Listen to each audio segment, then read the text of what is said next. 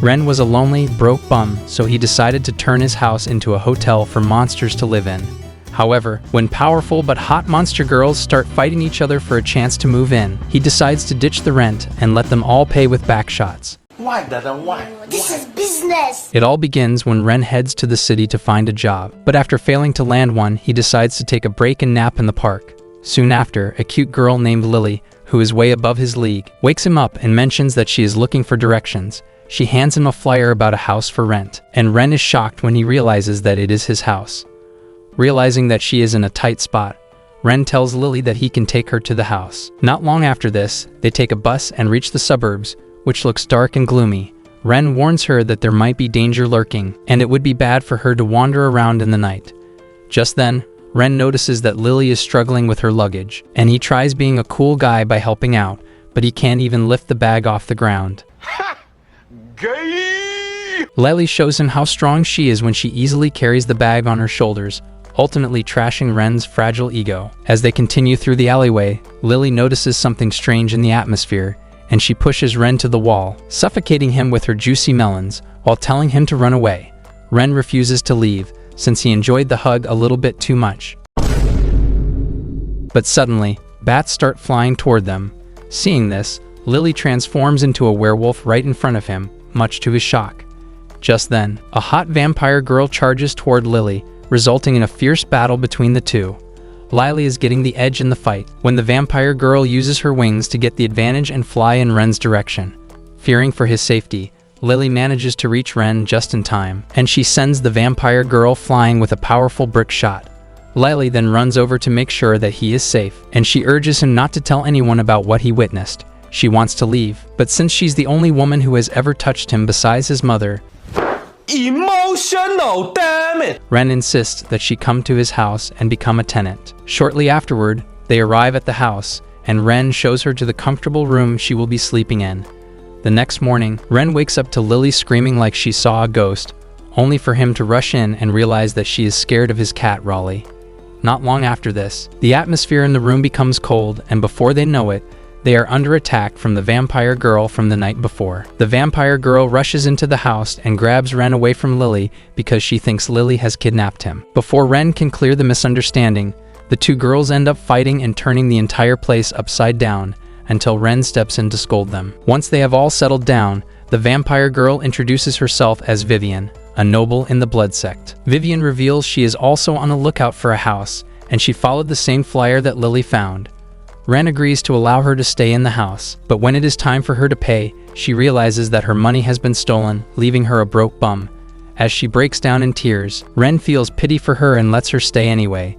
At this, Vivien decides to repay his kindness by making him a delicious meal, and even Lily admits that it tastes really good. Just then, Ren gets a call, and a loud screeching voice from the other side of the phone tells him that she is calling concerning his application to their commerce company. But Ren has no memory of this. Nonetheless, she screams at him, telling him to show up at their office by 2 in the afternoon, and she leaves him with the address. Shortly afterward, he heads to the given location, hoping to turn his useless and worthless life around with a solid job. Arriving at the slums where the said company is, he is told on the phone to touch the telephone pole next to him. After touching the pole, she tells him to look up, and to his surprise, there is a huge building floating in the sky. He unhands the pole, and he flies into the building as it vanishes from sight again. He opens his eyes to see a giant door in front of him, and while still struggling with this, a weird blue humanoid robot appears to lead him to where he is supposed to go. Shortly afterward, he arrives at the office of the mean lady he is talking to on the phone. She welcomes him to their organization called Space, which is short for Special Administration of Sealing Empire. She is Raven, and she wastes no time telling Ren that she is his boss, so he should get used to seeing her ugly face around. She calls him forward and creeps him out by telling him that he has pretty eyes. She offers him a seat, and a chair appears beside him, further adding to the list of weird things he has come across. While he is trying to come to terms with the fact that he is not crazy, she whips out a cup of ramen and starts gulping it like a hungry boar. Ren finally pulls himself together to ask the lady why she invited him to the weird place. Raven mentions that he is there for an interview, but Ren argues against this, since there is no commerce company in sight. Raven then tells him that the commerce company is nothing but a farce. Apparently, Space is an affiliate department, which is tasked with governing all universes. Basically, they are divine beings who are in charge of making sure that everything comes in order. Ren almost has a brain freeze from all the information she is feeding him. She then tells him that he has been selected for something not so serious, which is the job to be her assistant examiner. His job as an examiner to make sure that some scary races don't destroy the world or to plan celestial body evolutions. Ren is absolutely blown by this, but Raven couldn't care less because she is just enjoying her really delicious cup of ramen. Raven tells Ren that he passed the preliminary test because he found the two outcasts. With a snap of her finger, Ren finds himself in a really advanced room where Raven tells him that his job is split into two. The first one is that he needs to take in more tenants, and they are all going to be special outcasts like Lily and Vivien. The second part of his job is to help Raven with any mop-ups that come with stopping rogue beings. Since Ren is entirely confused about the whole thing, he asks Raven exactly what he is supposed to be doing. Raven then mentions that he is required to keep his special tenants out of trouble. Ren then asks Raven what will happen if he refuses to take the job, and she mentions that his memory will be wiped and his new tenants will also be taken away from him. Raven tells him that he is free to choose between a brand new life or to go back to his entirely worthless life. After she is done explaining, they return to her office. Ren then asks if he will be asked to do anything immoral, but she reminds his dull brain that they are meant to maintain world peace. She then adds that he will be paid a really good salary, and this is when Ren finally gets interested in the whole conversation. She presents him with a legal document that contains all the benefits that he is going to enjoy. With the benefits ringing in his head, Ren has no choice but to sign the document. Once he is done signing the document, Raven tells him that he is free to go back home. Ren returns home and shows the contract to his new tenants, but the girls are skeptical about the whole thing that he explained to them. Vivien mentions that the Raven he is talking about sounds more like a fraud rather than a divine being. However, she knows that Raven is not affiliated with the demon hunters since she asked Ren to take care of them. Vivien starts thinking the job might not be a bad one because they are the beneficiaries of it. Vivien then reveals that she stepped outside in the afternoon to make sure that she was not tracked down by the demon hunters, but Ren urges her to stop flying around in the afternoon. Vivien still uses the opportunity to taunt Lily, saying the hunters are sharper than her dull instincts. The two almost have a go at each other, but Ren calms them down. He then asks Vivien about the demon hunters, and she explains that they are hybrid monsters with half-human blood. Apparently, they have been at war with beings like herself since old times, but there has been no definite winner. After hearing Vivien's story, Ren turns to Lily, asking her if she knows about the demon hunters too. She confesses that she has not had a run-in with them, but has only seen them on television. This confession only gives Vivien more ground to call Lily dumb because she lacks the most basic survival skills. Lily tries to defend herself by saying she has been living with humans all her life, which is why she knows nothing about the demon hunters. Realizing that Ren might be in danger, Vivien offers to leave to lure the demon hunters away, but she adds that she is going to be taking the upgraded dumb dog with her. Later on, Ren is enjoying a good nap when he suddenly finds himself in a strange realm. He walks around aimlessly until he finds himself being targeted by some nasty wolves. He falls to the ground, and just as he is about to get eaten, he wakes up to the sound of Lily's voice. Ren believes that it was nothing but a dream, but he suddenly realizes that he is holding on to a fur. Vivien checks it out and mentions that there is no demonic energy coming from it. And when Lily tries her sense of smell, she gets nothing too. Realizing that Ren might be in danger, Vivien tries to use her blood magic on Ren with a sleeping side effect, but she accidentally hits Lily with a spell instead, causing her to sleep off like a log of wood. Just then, Ren gets a call from Raven, telling him to report to the office the following day because there is an urgent task for him. The next day, Ren heads to the floating castle to adhere to Raven's call, but getting to the entrance, he finds no one. He is thinking of leaving when Raven shows up in some really funny outfit, while carrying a sword bigger than Ren's little body. Raven claims that the melon complementing outfit is her gardening outfit, and she was pruning some stubborn trees. After this, Vivien changes, and they head to her office, where she tells Ren that she has a special data terminal to give to him. Apparently, it's a special device meant for examiners only. Vivien places the terminal on the table, and when he asks how to use it, she tells him to control it with his mind, and it will automatically react to his instructions. Raven then teases him, telling him that he has signed up for the toughest work because there is no rest or death for him. Ren is tired of hearing her blabber, and he asks her about the mission she claims she has for him. Before telling him the mission, she takes him to the enhancement room, where every examiner must undergo an enhancement procedure. Vivien calls it a simple procedure, but goes ahead to whip out Dracula's bedtime space out of nowhere. This scares the life out of Ren, but Raven kicks him into the coffin before he can argue. Raven activates the necessary buttons, and a lightning effect hits the coffin, making it spin uncontrollably. Ren screams from inside, but suddenly vanishes, shocking Raven, who thinks she might have pressed the wrong buttons. Momentarily, Ren finds himself in the same realm where he was previously attacked by the wolves. The terminal flies out of his pocket, finally introducing itself to Ren with its annoying voice. The terminal mentions that he is his assistant, and Ren asks it if it can provide him with a blanket before he dies of cold. The terminal angrily tells him that he is just an upgraded Google Map, not some magician. The only thing it can offer is guidance, and Ren asks it where they are. Terminal then explains that they are in the dream dimension, which is a parallel space to the real world. Ren believes that it is a regular virtual world, but Terminal quickly warns him, telling him that death in the dream space automatically means death in the real world. Ren almost loses his mind when he realizes that he has been given a fatal test. Momentarily, Ren finds himself surrounded by wolves again, and Terminal wastes no time chickening out to return to Ren's pocket. One of the wolves charges at Ren, but instead of getting his arm bit off, a weird shield appears to protect his arm. Ren is confused about what just happened, and Terminal explains that he managed to get the rigid shield because of the enhancement process that he went through. Terminal assures him that the shield will automatically activate once he is attacked. The wolves realize that they can't take Ren down, and they immediately start calling out to their pack leader. Ren is trying to escape through the grass when he is knocked down by the enormous pack leader, almost the size of a car. He is about to have his head torn off, but the shield comes in clutch again, saving him just in time. The wolf leader, on the other hand, injures its teeth, but things get even weirder when the wolf talks to Ren, using a human voice. The wolf leader demands to know who Ren is and why he has come to the dimension, with death staring him in the face. Ren quickly mentions that he is just a traveler, but the wolf doesn't believe a word he says because the dimension is not ideal for humans. Nonetheless, the wolf tells Ren that he is going to be a good meal for the kids.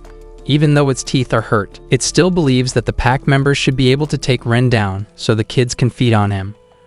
Realizing that he is about to die, Ren swings into his negotiation mode, telling the pack leader that he is going to get him to a dentist if he can help him find the nearest human settlement. Prioritizing his teeth over the care for his kids, the pack leader carries Ren on his back and runs straight for the nearest human settlement. The pack leader complains that humans are trash because they basically ruin everything they touch. It then dawns on Ren that humans are the same everywhere, whether it's the dream space or not.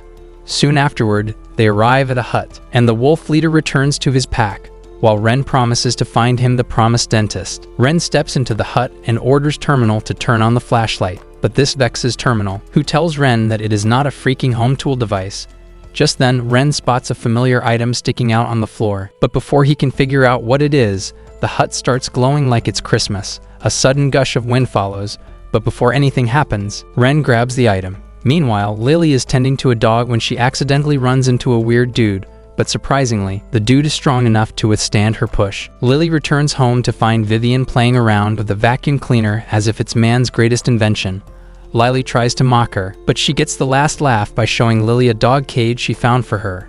Lily was the instigator, but she ended up suffering the biggest backlash from the mean Vivien. On the other hand, Ren returns to the space office, while Raven is busy enjoying a cup of ramen, with no care in the world. Raven asks him how he feels, and he confesses that the shield helped him out in the dream space where she sent him to die.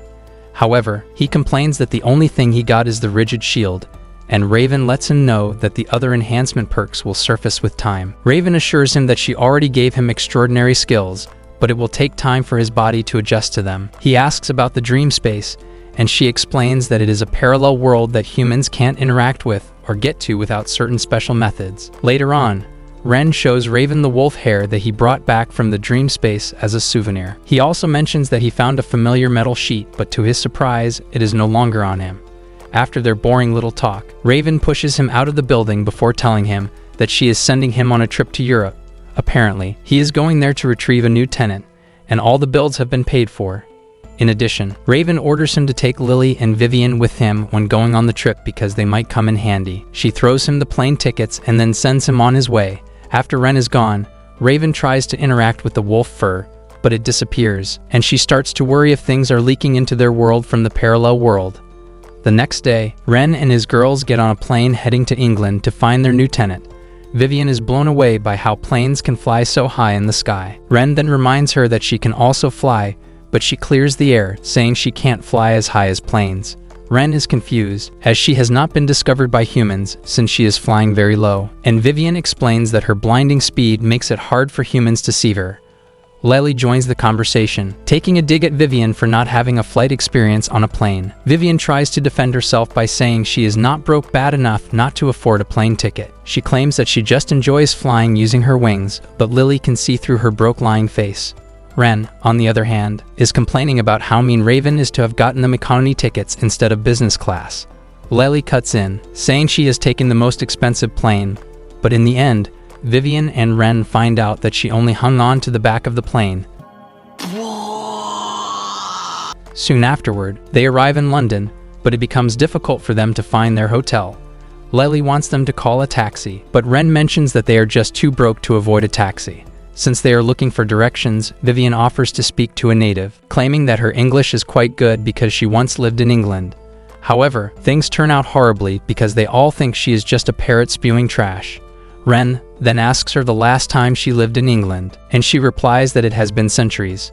Ren cannot believe that she is too dull to know that pronunciations have changed over time. Vivien then uses all of her little dead vampire brain cells to think of an idea. She takes the hotel card and urges Lily to track the smell with her super sensitive nose. Lily is initially uninterested, but Ren knows what makes her tick by suggesting that the food at the hotel is the best. Lily immediately becomes active, and she drives them to the hotel. The team is blown away by just how nice the hotel room is, and Lily is the first to order room service. Lily doesn't care how much she eats, even though the bill is ultimately compounding. Vivien, on the other hand, lies on the comfy bed that is not her coffin to enjoy a good sleep for once in her lifetime of misery. While the two are having the best time of their lives, Ren is busy freaking out, and when he can't take it any longer, he screams at them to zip it. The girls later apologize for disturbing him, and he accepts the apology, saying they need to resume their mission to find the new tenant. He whips out Terminal, telling it to help read the map he has, but Terminal claims that it can't, since it has not been updated to the latest version. Just then, Ren gets a call from Raven at just the right time, and she promises to help update Terminal's software. Once Terminal is running on the latest upgrade, it tells Ren that it can now help translate other languages. However, Terminal mentions that there is a slight punishment if he curses Raven or says trashy things about her. The warning comes in too late because Ren just finished trash-talking her, and he gets zapped into oblivion.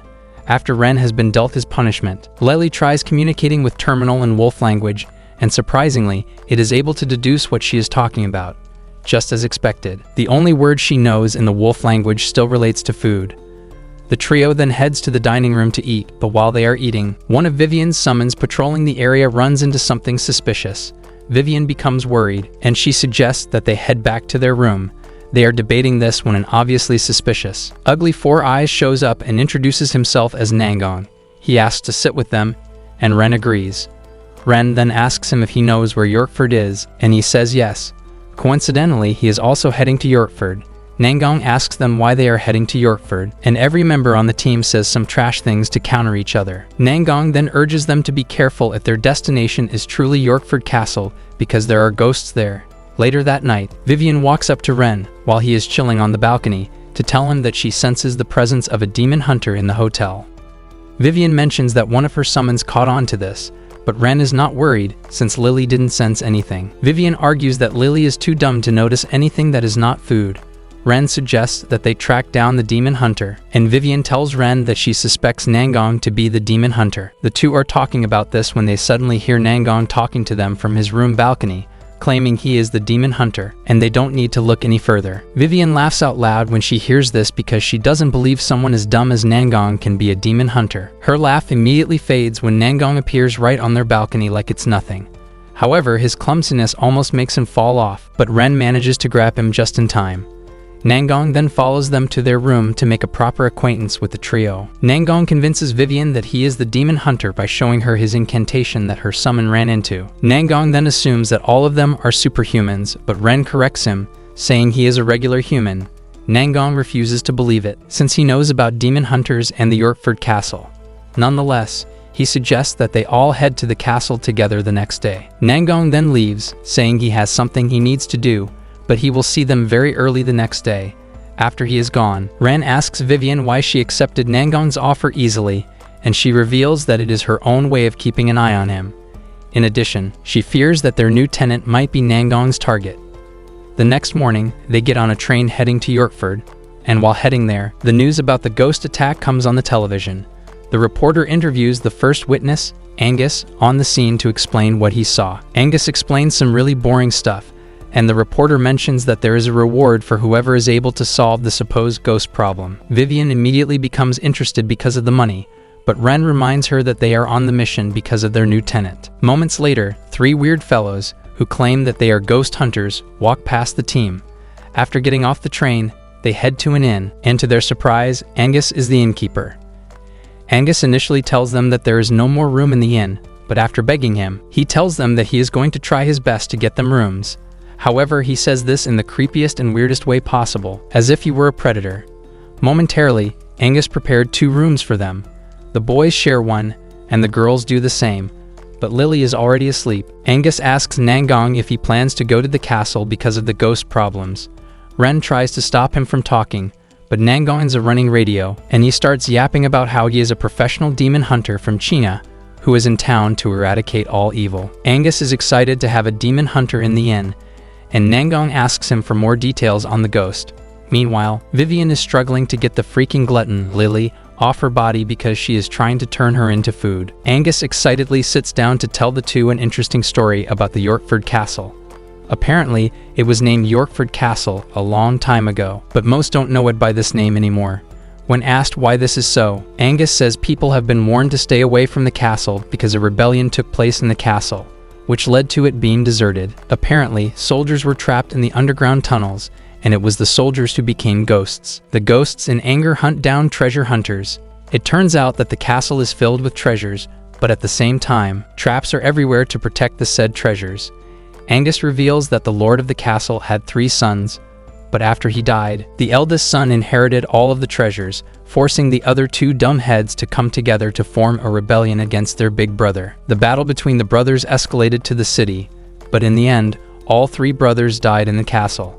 Apparently, people are warned to stay away because of the brothers' ghosts residing in the castle. After he is done hearing the story, Ren heads to the girls' room to tell Vivien about it, since Lily is still sleeping like a log of wood. Vivien then mentions that she actually sent her bats to survey the castle, and with the report she got, there is the possibility that there are ghosts in the castle. Ren immediately gets scared, but Vivien urges him to calm down, saying the ghosts might have nothing to do with the ghost events.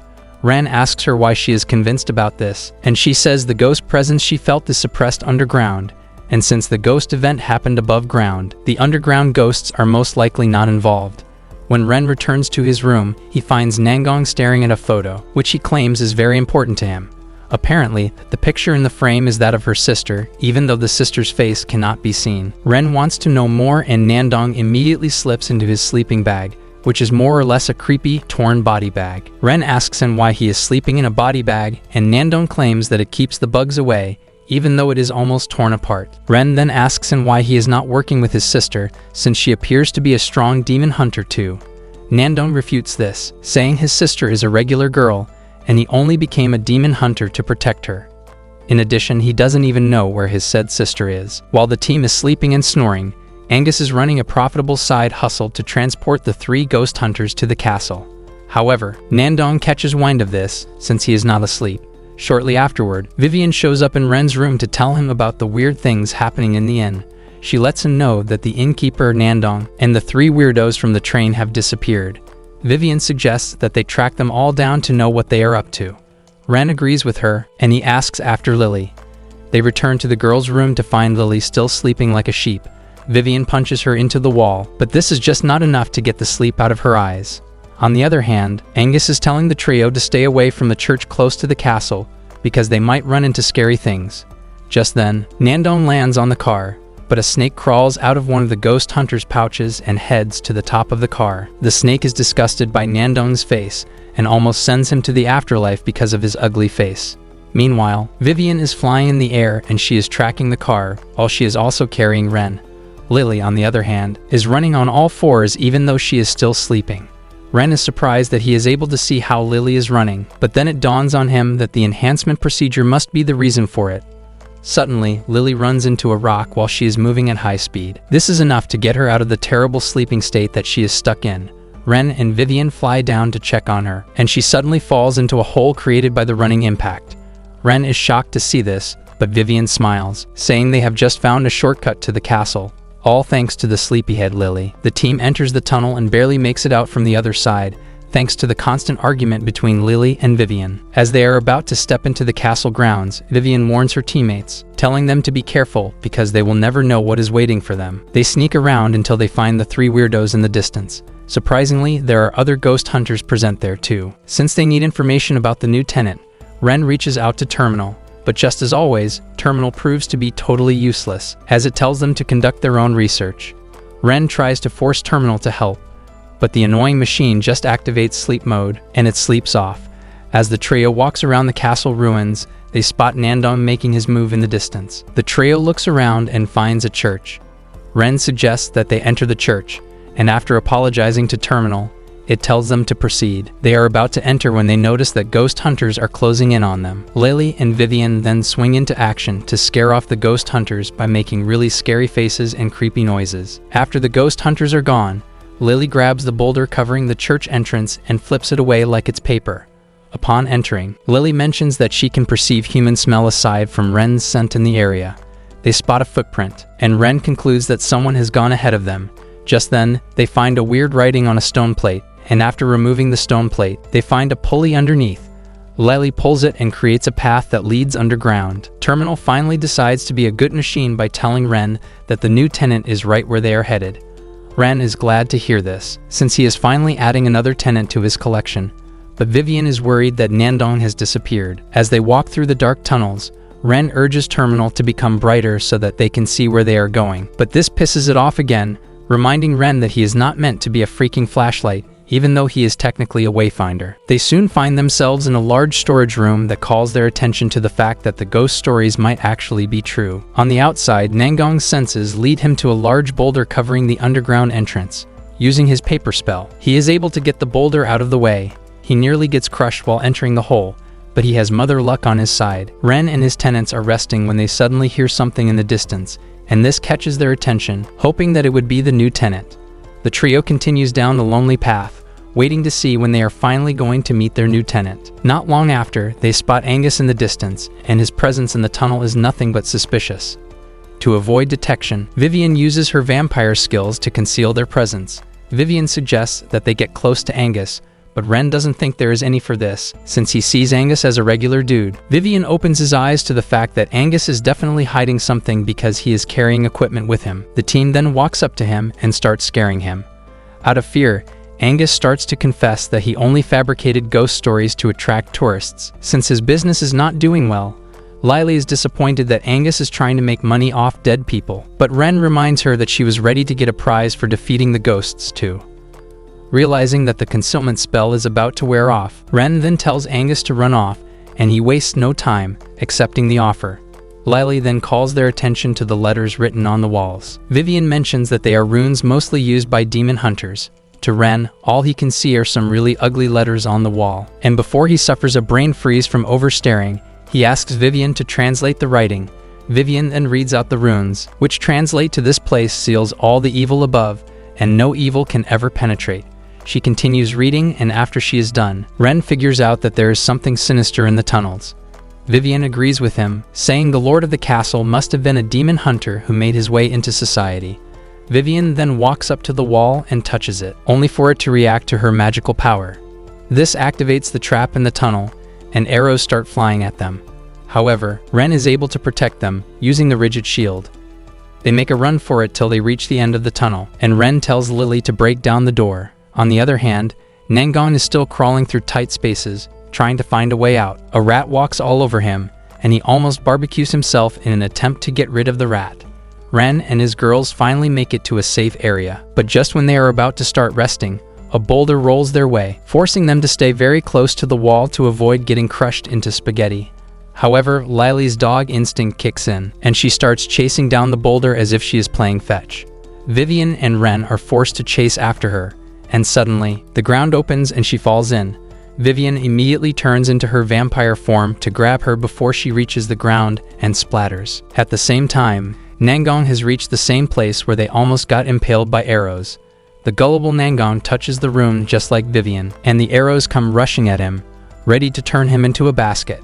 Vivien gently places Lily on the ground, but Ren comes crashing down on them. Just then, they look up to realize that they have just found themselves in a room filled with treasures. Vivien and Lily get carried away, and just as they are about to start rushing for the treasures and food, Ren stops them, urging them to think twice. They conquer their greediness, and to their surprise, it was all an illusion. Vivien believes that the fog that they passed through has some really insane hallucination spell tied to it, but the question of why Ren is not affected remains. The trio then continues their exploration of the dungeon, while wondering exactly when they are supposed to reach the end. Ren is already getting worried about the whole thing, and he wishes that they could find the tenant fast enough so that they could leave. Vivien then mentions that everything seems weird, and with the writings on the wall, she suspects that their target is the one imprisoned in the dungeon. Suddenly, the walls start to move closer to them in an attempt to crush them. Vivien and Lily try using their powers, but the runes have ripped them of it. The girls start to freak out, but Ren is the only one who stays calm, telling them that there will definitely be a way out. Just then, Ren grabs the walls, trying to act like Samson. Surprisingly, the walls stop moving, and the girls get their powers back. Ren immediately suggests that they get out of there before the walls start to move again. Meanwhile, Nangong is still following the same path that the trio followed, and in the end, he crashes into a pond below. Ren and the girls are resting when knights emerge from the ground and start chasing them like tax collectors. Lily and Vivien decide to fight back, and the two are able to suppress the annoying knights. However, Vivien lets Ren know that they can't relax yet because they have not encountered the main force of the knights. Vivien then notices that the writings on the sword point to a magic stone, and the ghosts are not prisoners, but they are securing something. Ren doesn't know about magic stones, and Vivien explains to him that they can be used to summon demons. Vivien explains better, saying the ghosts are there to make sure that the seal is not removed. Lily suggests that they destroy the stone, but Vivien says this is not an easy task. Ren is calm because he believes that they have nothing to worry about as long as they don't summon a demon with the stone. However, Vivien lets him know that an aggressive demon will find a way to break out even without being summoned. Ren then suggests that they stay away from the stone, but suddenly, they realize that it is hanging right above their heads. Vivien calms Ren down, telling him that they have nothing to worry about as long as an external force doesn't act on the stone. It is at this moment that Nangong hits the wall from the outside with his power, and it causes one of the chains holding the stone to break. This in turn summons a bulk load of knights, and the trio finds themselves surrounded by undead knights that are ready to bathe in their blood. Just when the knights are about to converge on them, the frontliners are struck with arrows. The archer is none other than Nangong, who aura farms as he lowers himself into the dungeon. He confidently tells the trio to leave the undead knights to him. He tries to act cool by flying toward the stone, but he ends up falling and crashing to the ground like a rotten orange. The four are having too much fun until they remember that they still have undead knights to deal with. Surprisingly, Nangong hits them with a certain powder that renders them immobile. Once they are restrained, Nangong starts cutting them down with ease. However, Ren and the girls are still surrounded, and Vivien assures him that the knights are nothing compared to her powers. She prepares to use her ultimate power, but tells Ren and Lily to make sure that they protect her while she is activating her power. Lily goes on the offense, taking down the undead knights, while Ren stays close to Vivien to protect her with the rigid shield. Just when Lily is about to get tired, Vivien's power finally becomes ready. She leaps into the air and unleashes her red blood power. The team is excited to see her amazing power, but before it can do anything to hurt the undead knights, the stone absorbs the power. This turns out to be a really bad sign as the stone starts to crack. The team watches in horror as a red light shoots into the sky, and what follows is some scary level of destruction. Not long after this, a scary dude with flames all over his body emerges from the stone. During the entire chaos, Nangong hit his head and passed out. Lily is initially intrigued by the presence of the fiery dude, but the moment he unleashes his overwhelming aura, the team starts relieving their bowels. Suddenly, the fiery dude moves closer to them, and he grabs Ren and Nangong off the ground. Without saying anything, the dude flies away with the boys, but the girls follow him. Momentarily, he comes to a halt, and Vivien challenges him, asking him how he is able to fly faster than her, even though he has no wings. Just then, the dude drops Ren, leaving him in a state of panic. Vivien then walks over to him, telling him not to be scared because she is there. She claims that demons and vampires have almost an equal amount of strength. She demonstrates her immense strength by unleashing her aura, which in turn unleashes a red moon in the sky. Vivien boasts about how her powers were able to take down Poseidon. Vivien is about to attack the demon dude when he suddenly speaks, asking Ray if he is his landlord. Ren and the girls are shocked to see this, but Terminal finally decides to show its useless face, telling the team that they have completed their mission because standing in front of them is the new tenant. The dude then introduces himself as Zach, telling Ren just how glad he is to finally meet him. Vivien assumes that Zach is making a mistake, but Terminal emerges, pointing out the bright signal that is emanating from Zach's body. Zach grabs Nangong, saying he was the one who woke him up. He starts spinning Nangong like he is some cheap metal plate until the dude flies off like a ball. Zach then asks Ren if there is a signed contract that he needs to undertake to properly be bound with him. Vivien doesn't want him to sign the contract, but Terminal lets them know that the entire purpose of the mission is to sign a contract with Zach. Once they are in agreement, Ren reminds Zach about the undead guards at the castle. Zach assures him that he has it covered, and with just one energy blast from his finger, Zach turns the castle to dust. Everyone is crippled with fear at the amount of power that the dude wields, and this includes Terminal, who starts saying Zach is the most handsome man on the planet. On the other hand, Vivien remains skeptical about Zach, but the moment he praises her, she totally forgets about her doubts. Momentarily, they hear some people walking toward them, and Ren suggests that Zach change into his human form. Zach wastes no time doing this, but his human appearance doesn't look more of a difference, since he retains his scary face. Later on, Ren gives Raven the report on the newly acquired tenant.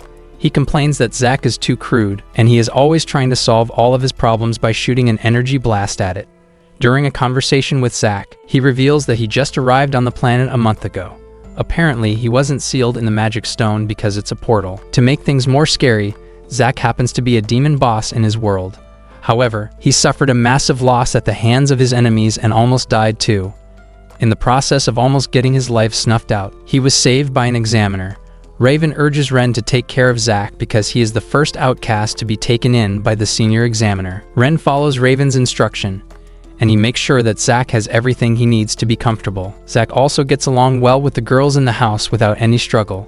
Later on, Vivien is cleaning the house when she finds the metal plate that Ren once saw in the dream dimension, which he thought he had already lost. In addition to this, he also found a note, which he claims he found in the dream dimension years back. This reminds him of the wolf leader, and he hopes that he is doing fine. Vivien then tells him that there is some sort of connection between him and the dream space because there must have been a reason he was able to visit there as a kid. Coincidentally, the metal plate and the note have the same words written on them, which translates to the source of power. Awaken again and open the gate. They are in the middle of trying to deduce this when Ren gets a call that Zach has been arrested. Ren is forced to abandon what they are doing and head to the station to try and bail him out. Soon afterward, Ren gets a call from Raven, telling him to come to the office. On his way to her office, he sees a girl playing the guitar, and even though he wanted to donate, he didn't have his wallet with him. At her office, she tells him that there is a new tenant who is coming in, but accidentally got thrown to another Earth, and Ren needs to travel there to fetch them back. Ren complains about getting sent to space when he is just coming back from England, but Raven screams at him, telling him that he has no choice, since it's his job. Ren then asks her how he is supposed to travel interplanetary, and Raven snaps her finger, showing him the Cooper space station. She lets him know that she is going to upgrade his terminal later so he can get there, since the target planet is mostly covered in ocean. Raven tells him that she has already prepared a sea expert for him. Just then, the said sea expert enters the room, and it turns out to be the guitar girl. She looks at him scornfully, calling him a stingy goat. Just then, Raven drops another bombshell, revealing that the girl is also Ren's new tenant. Ren returns home to introduce the girl, Wyu, to the rest of the lads at home. They all welcome Wyu with a warm heart, while telling her their funny and dumb nicknames. Apparently, Wyu is a siren, and they are a very old race among the outcasts. They are native to the sea, and because of this, they are rarely seen by humans. Surprisingly, they are a race with only females, and they only reproduce through secret ceremonies. After the introductions are over, Vivien offers to cook Wyu a really nice meal to welcome her. Just as usual, Vivien and Lily start arguing with each other, and this provides some level of entertainment for Wyu, who mentions that the house is pretty interesting. Momentarily, Ren tells the tenants that he is leaving to bring in another tenant, but he can only take 2 people with him. He is automatically taking Wyu, meaning he has just one more spot for one more person. They'd all start raising their hands to get picked, but in the end, Ren goes for Zach, since he is the only one who has been on a spaceship before. Lily is pissed that she didn't get picked, and she starts throwing tantrums until a stomachache puts her in the perfect arching position to get some sausage. During the night, Wai catches Ren walking around because he couldn't sleep. The two have a short conversation, and Ren asks her why she was traveling around all year. She simply replies that it is a secret known to her alone. The next morning, Ren, Wai, and Zach stand on the balcony of the house, and Terminal activates the coordinates to the space station, ultimately sending them in a flash. In no time, they arrive at Kuiper Station, and they are welcomed by the station guide, a nice lady. Terminal informs Ren that the beautiful lady is an alien, leaving Ren in surprise because he thought aliens should be ugly-looking creatures. Wai jumps up to test the gravity, and she realizes that it is no different from Earth's. The station guide reveals that everything inside the spaceship has been manipulated to be like Earth. Ren then asks the guide why the station seems empty, since he thought it would be buzzing with people. She mentions that the station is basically a node for transportation, which is why people don't stay long. The station guide informs him that she is leading him to the station guide reserved for him, and the crew members might just fit into the type of aliens that he is hoping to see. Upon arriving at the docking station, Ren is blown away because the station guide's claims are completely true. Ren sees the usual type of aliens, but Terminal drags him to the ship to prevent them from taking off late. Terminal mentions that they will be taking a civilian craft, but another craft will be waiting to pick them up. Just then, a hologram pops up, showing the captain of the ship, who informs them that they are about to take on a journey, which is about 200 billion light years. Ren asks him how long the journey is going to be, and he boasts about his long sausage skills before taking into account that the ship is also fast. He mentions that all the factors combined will help them get to their destination in less than 24 hours, give or take. After he is done boasting, he kickstarts the ship and heads straight for their destination. Back on Earth, Vivien and Lily are having their usual ladies' rivalry. Ren and his colleagues are having a nice trip until the captain spots another ship in the distance, and he decides to race the ship just because he is a petty dude. Ren tries to tell the captain that it is time for them to jump ships, but the captain doesn't care. Ren wants to try jumping ship himself, but Terminal warns him that things are going to be very bad for them if they miss the node. Terminal then leads them to the ship, but just as he is about to take control of the ship, he notices that the latch door is locked. Zach steps up to open the door with his strength, and combined with his demon form, he is able to get this done. The ship launches, and Zach jumps on it. The ship heads directly for the target location, but loses its propeller upon entering the atmosphere. The ship crashes into the water, but while Ren is already dreaming of death, Wai transforms into her siren form to save him, and all he sees is a stunning fish lady. When Ren finally opens his eyes, he finds himself in the dream space, but Terminal assures him that he has nothing to worry about because he has been saved by Wai. In addition, he has told those on the other side that he is alive. Ren is surprised to see that Terminal can operate in two ways, and Terminal wastes no time riding the way to talk about how cool he is. Just then, Ren notices that the wolves from before are under attack, but he quickly jumps in to save them. The wolf wants to tear his head off for not bringing them a dentist, but he lets it pass because he just saved them. Ren then whips out the metal plate with him, asking the wolf leader if he knows the writings on it. The wolf leader mentions that the writings are ancient writings, but before he can explain things further, Ren returns to the normal world. Zach mentions that they had to wake him with a lightning zap. Terminal then shows them the possible locations of the tenant that they are searching for. After they are done arguing like parrots, they finally pick the location that they want to head to. Back on Earth, Vivien prepares the dish as usual, and she packs it with garlic even though she is a freaking vampire. Instead of Vivien getting affected by the garlic, Lily gets affected instead, and she loses her senses, but Vivien manages to subdue her. Ren and his team finally make it to the crash site of the tenant's ship. Ren is blown away by the damage caused by the aircraft's crash. Ren mentions that it would have made the headlines for months, assuming it landed on Earth. Zach then walks over to the ship to check if the tenant is still alive.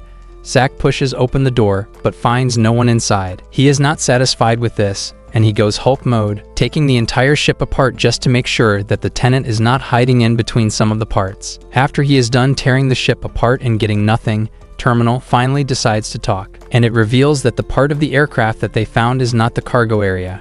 Ren is shocked to hear this, and he demands to know why the tenant was stored in the cargo area. Terminal mentions that it has no idea why, but it appears that the cargo area of the ship is the strongest area on the ship. With this, Terminal is confident that the tenant has a higher chance of surviving. After hearing this, Ren suggests that they head to the other crash site, and surprisingly, it is inside the sea. Without wasting time, Wai jumps into the sea to investigate the wreckage, which is 5,000 meters deep in the water. Before diving into the water, she throws her clothes to Ren for safekeeping, and this sends a wave of wild thoughts through his little dumb head. Just then, Terminal suggests that Ren follow Yu to the wreck site, since he is the examiner and he has to be there.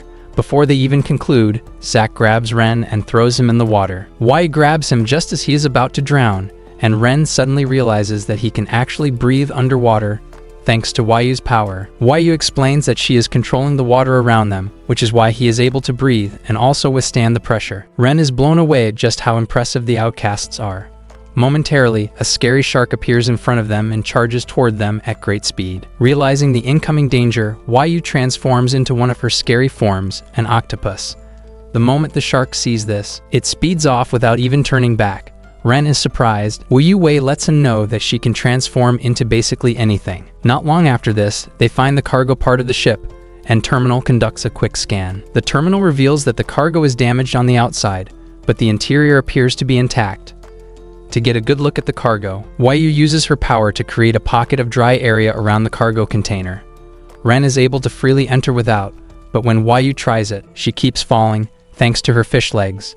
Ren scolds her, asking why she is not transforming back to her human form. She then reminds Ren that she already dumped her clothes before they came into the water, which means she is putting on nothing. The Terminal then opens the cargo, but Ren is met with disappointment when he enters because there is no sign of anyone in the cargo space. Ren then suggests that they contact Raven to ask her. While they are talking to Raven, Yu has found a smaller box inside the container that houses baby products. Ren tells Raven that they can't find the tenant, but she says this is impossible. She asks to see inside the cargo, and Ren shows her. She then points out that Yu is already with the tenant. It turns out that the egg that Yu is playing with is the tenant. The egg suddenly drops, almost sending the trio to their ancestors, but luckily, the egg doesn't break. Raven then tells Ren to meet her on a vast land in an hour so that they can discuss the next arrangements. Ren and Yu soon return to land to join Zack. Together, they wait for Raven's arrival. Raven soon arrives in her big ship, and while she is aura farming with her landing, she ends up burying the two in sand. She then welcomes them aboard the ship as if she had not just tried to end their miserable lives. Ren immediately calms down when he learns that the ship is his. Ren is utterly blown away because he never expected to have gotten such a marvelous gift. Ren asks about the ship's name, and Raven tells him that it is called the Hybrid Turtle, which is a dumb name, but it sounds amazing to our gullible main character. Out of nowhere, Raven drops a bombshell, saying the egg that they just rescued is the egg of a mermaid, and she is the last of her kind after her universe was wiped out. She mentions that she shares some similarities with Yu, who is a siren. Once they are ready to leave, Ren leaves the launching of the ship to the Terminal, since he has nothing in his dry head about flying a ship. Momentarily, the team returns home, all thanks to Terminal's great pilot skills. Upon entering the house, Ren is surprised to find Lily in a wild state, and Vivien urges him to be careful because she has been acting like a crazy witch since the night before. Zack manages to hold her down, and Ren suggests that Terminal teleport them to the ship. Terminal replies that it might not be able to pull it off, since Lily is in an unstable state. Zack then uses his power to teleport them to Raven's office, while she is busy enjoying her cup of ramen. Just as they arrive there, Lily is already grabbing onto Raven's leg as if it were food. Raven then takes control, and she grabs Lily's head to use her psychological powers on her to suppress her rabid side. Lily falls asleep, and once she is fast asleep, Raven explains to the team that Raven is simply undergoing an evolutionary process. However, before evolution, she would have to completely turn into a wolf. Raven mentions that she must have reacted to something of late, which is what triggered the evolution process. This is when Ren remembers that Lily must have been reacting to the Scarlet Moon that Vivien created at the castle. Raven then tells Ren to take Lily to the Enhancement Center to stabilize her. As they leave, Raven asks Zack and Yu how they are adjusting to life, and the two mention that they are doing just fine. Later on, Lily wakes up in the Enhancement Center, and she has no memory of what happened while she was trying to turn everyone into her favorite dish. Literally seconds after she wakes up, Lily and Vivien resume their usual love-hate beef. Ren tells Lily to calm down because Vivien has been worried about her since she passed, but Vivien denies this to maintain her unfiltered aura.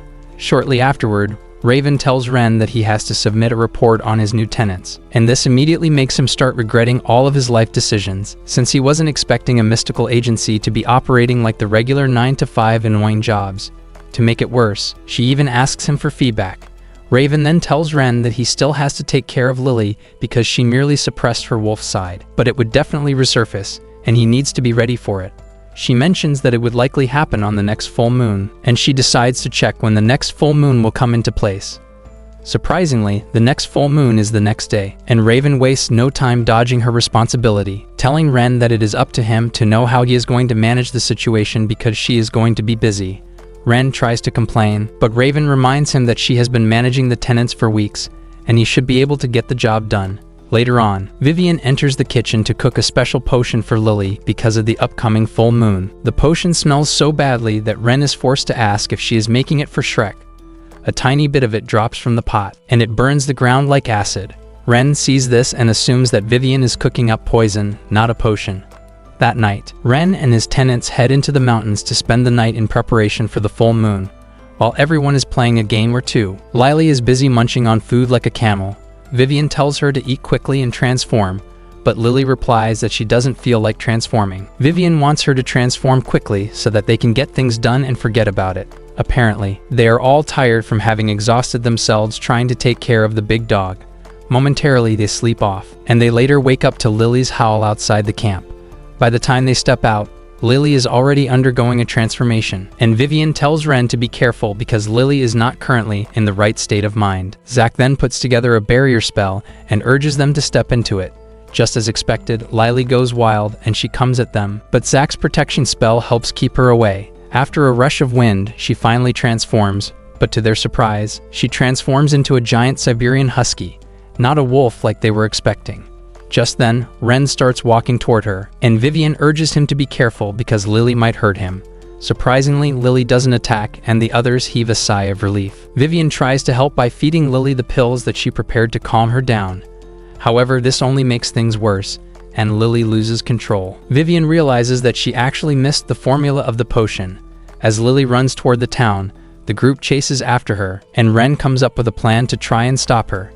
He tells Zach to try and subdue her with his strength, but this backfires immediately. Vivien manages to stop Lily with her bats, and Ren becomes a motivational speaker, trying to get Lily to her senses. This also backfires, but just as Ren is about to regret his stupidity, they hear a sweet voice coming from behind. And this turns out to be Yu's voice. Using her voice and power, she is able to get Lily to calm down, and Ren pets her to sleep. Just then, Lily transforms back to her human form, but Vivien quickly covers her with her bats. When they return home, Ren is setting Lily on the bed so she can sleep when he is suddenly knocked out from behind by a strange dude in glasses. Soon afterward, Lily wakes up in what appears to be a warehouse. She is surprised because she doesn't remember Ren's house being a dirty warehouse. She tries to leave but gets knocked back by the barrier spell put on the door. Just then, the two dudes who kidnapped her enter the room, telling her that they are her kin. She is entirely confused, and the two claim that she has been bewitched by the vampire, which is why she needs their help. Lily argues that Ren and the others are kind people, but the two don't care. Lily tries to force her way out, but she is knocked out. The two are about to leave the room when one of Vivien's bats is spotted, telling the dudes that they have been exposed. Meanwhile, Ren finally regains consciousness, and he tells the group that Lily has been kidnapped. Vivien tries to use her bat to get more information, but she is getting blocked. However, Terminal comes in clutch by scanning the properties of the bat that was with Lily, but manages to return to Vivien. Terminal points out everything that it found out, and with this, they were able to deduce that Lily is being held in an industrial estate. Ren forms a team to go after Lily. He tells Yu and Zach that they are going to pair up while he and Lily will stick together. In preparation for an attack, the two kidnappers have reinforced their hideout to prevent intruders. Momentarily, Lily locates the warehouse with the help of her bats. One of the bats tried to enter the building but was knocked down. Vivien checks out the barrier, and she realizes that it is a powerful magic that she has encountered before. Vivien tells Ren that they need to find an entrance to get into the building. Meanwhile, Zach and Yu have found what appears to be the hideout for the workers. Zach tears open the door to find them playing a game. Yu acts like a cool girl, telling Zach that they should apologize to the innocent dudes. While trying to find a way into the building, Vivien reminds Ren that he might be immune to the barrier magic, just like he was immune in the castle. Basically, his power can nullify magic, and they confirm this when Ren touches one of the particles of the magic, causing it to turn into dust. Lily then lifts Ren up, hoping to take him to the upper floor to access the building. However, they were hit by one of the wolf dudes, Yuan, who had been waiting for them. Yuan claims that Ren and his gang kidnapped Lily when he and his brother are the obvious kidnappers in the scenario. He angrily transforms into his werewolf form to be able to fight the two properly. Yuan shoots his annoying magic at the two, forcing them to run around. Vivien places Ren down in what appears to be a safe place, but it soon graduates from a safe space to the most dangerous place when Yuan charges at them. Vivien then tells Ren that she is going to take care of Yuan, while Ren tries to look for Lily. However, Yuan is a stubborn dude, and he wouldn't let them go. Vivien flies Ren to the top of a tower, and while they are busy battling it out with Yuan, Zach, and Yu are playing games with the basement dudes. As the battle progresses, Yuan gets hit by Vivien, and the type of power that she uses lets him know that Vivien is the dangerous vampire known as the Countess of Crimson Moon. After struggling for minutes, Ren finally gained access to the building. However, Yuan's brother appears behind him and almost decapitates him. Thanks to his shield, he survives. Ren starts running around, but Terminal screams at him to stop the Tom and Jerry chase and face the werewolf that is trying to end him. Ren argues that he can't fight a superhuman, but Terminal reminds him that he has undergone the enhancement procedure, which means he has the same strength as superhumans. Even after hearing this, Ren still doesn't think he can face the werewolf. The werewolf grabs him and throws him off like a rubber ball, but he survives as usual. Ren decides to hide, but Terminal reminds him that he can't because he is dealing with a creature with an acute sense of smell. Just like Terminal warned, the wolf finds him again. Ren barely escapes death, but later uses his wits to turn on the water sprinkler to get rid of his scent. Ren makes his way into the vents to escape the wolf, and minutes later he finds Lily, who is already hungry. She gets super excited when Ren tells her that it is time they go back home. However, the wolf blocks their path again. Just then, Yuan gets thrown into the building by Vivien, and Yuan warns his brother not to try and fight Vivien because she is the Countess of the Crimson Moon. Just as things are about to take a more drastic turn, Ren urges everyone to calm down. He explains things to the wolves, and after realizing that Ren is a good guy, the wolves back down. They are all about to have a happy ending when demon hunters arrive in the building to surround them. The hunters waste no time firing their weapons at the group, but Ren protects everyone using his shield. Ren then tells them to make a run for it, and while they are running away, Ren draws their attention with his shield, giving Vivien and Lily a chance to escape the building. Ren then blinds the demon hunters with Terminal's bright light so he and the two wolves can escape too. However, the demon hunters are not about to let them escape, and they chase them down. Ren and the wolves reach a safe distance and believe that they are good to go, but the demon hunters show up like persistent mosquitoes. Ren soon finds himself going up against a red demon hunter, who is amazed by his powers. She doesn't want to believe that Ren is just a mere human, since humans are not supposed to have such amazing powers. As the battle becomes more and more intense, Ren gets more accustomed to running around like a real superhuman. Ren puts the demon hunter girl on the run, chasing her till he knocks her out. Ren finally leaves her when he realizes that he might have to help the rest of the team. Yuan and his brother fight brilliantly, but they end up getting subdued by the demon hunters. Yuan gets punctured with a silver blade, and he starts to turn into rock. Yuan's brother watches as they are about to send Yuan to the afterlife, but Ren shows up just in time. Lily also joins Ren, and she tells Ren that Yuan's condition is getting critical. However, she assures Ren that she has an idea to help save Yuan's life. She unleashes the new power that comes with her evolution, leaving a windstorm that allows the group to escape the demon hunters. They make it into the woods, and Yu and Zach soon join them too. Yu walks over to Yuan to check on him. She tells the group that she can use her cure magic to help the dude. Yu mentions that it is more or less water magic, but she can use it to save Yuan. Yu swings into action and submerges Yuan into a water sphere to start healing him. Yuan's brother thanks them for the assistance, and he promises to tell them everything that he knows. The dude mentions that they tried to kidnap Lily because of the siren's prophecy. Apparently, the prophecy mentions that the day of return is coming, and this is a time when all outcasts will regain their strength, and the demon hunters will witness a decline. Because of this, all outcasts start gathering their kind, which is why they wanted to take Lily with them in preparation for the said prophecy. The dude apologizes for not revealing the whole truth before because he believed that Lily was being deceived by Vivien. Minutes later, Yu finishes healing Yuan, but just as they are about to celebrate, they come under attack from the demon hunters again. Zach has the strength to take out the leader in an instant, but he suggests that they have a civil conversation. When the hunter leader refuses to cooperate, Zach shows him his true power, scaring him. The demon hunter leader tries to run off, but Zack grabs him back with his teleportation magic and makes sure to let him know what will happen if he tries to come after them. After taking care of the dude, Yuan and his brother prepare to leave. Lily asks them about the prophecy, and they mention that they heard from a siren who came ashore. Momentarily, the werewolves take their leave, but the red-headed demon hunter suddenly shows up and points a knife at Yu's neck, while demanding that they allow her boss to leave. They find themselves in a bit of a bind, and while they are trying to resolve the issue, Nangong shows up out of nowhere, telling the redhead that he needs to take Yu away. Nangong winks at Ren to make sure he knows that he is on his side. Nangong gets the redhead to let Yu go, and in return, they release her boss. However, the redhead and her boss fall into a prepared trap the moment they step into the woods. Their scream echoes around like that of a drum after they are hit.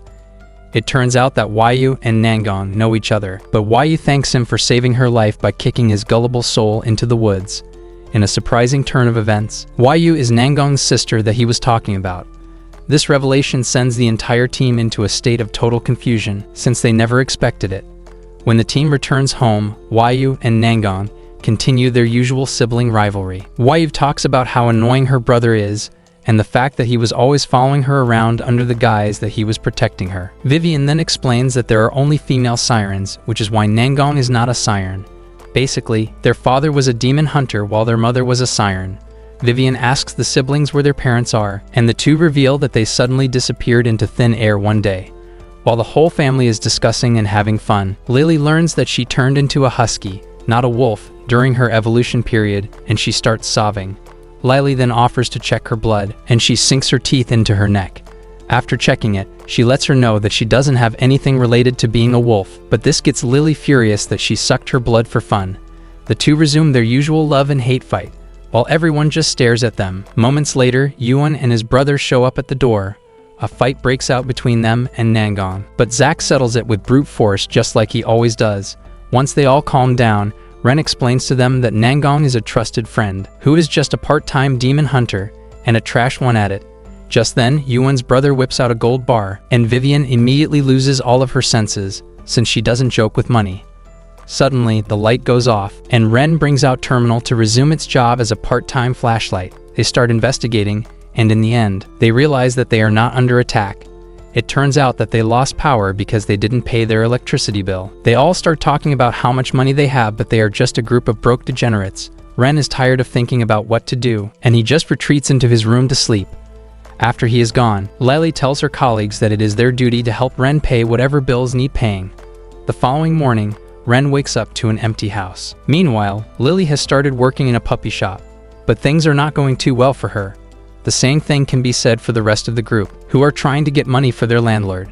Ren then heads over to Raven's office to borrow money, and Raven promises to lend him because he has been a good boy. Ren then asks her if there is any connection between the dream space and the outcasts, and she reveals that most of them come from the dream space. Later on, the tenants decide to go on a treasure hunt since their attempt to work a job blew back badly. Ren continues asking Raven silly questions just so he can know if there is a way to resolve the conflict between outcasts and demon hunters. Ren mentions that he is basically worried about the safety of his tenants. After a gruesome day, Ren finally returns home, and he is shocked to see that there is light inside the house. The tenants welcome him with a warm heart and mention that they all worked hard to earn money to pay for the bill. The group sits at the table to enjoy their meal, and the werewolves watching from outside realize that they are one big happy family. Yuan and his brother decide to retreat, and Ren later finds out that Nangong has left for work too, but he will be back if he ever needs his help. Ren mentions his plan to enter the dream dimension, and the whole group assures him that they are going to come with him. Later on, Ren notices that the mermaid egg is missing, and unknown to them, gullible Lily is busy cooking it in the kitchen. Thanks for watching till the end and comment cooked egg to confuse the losers who didn't get to the end.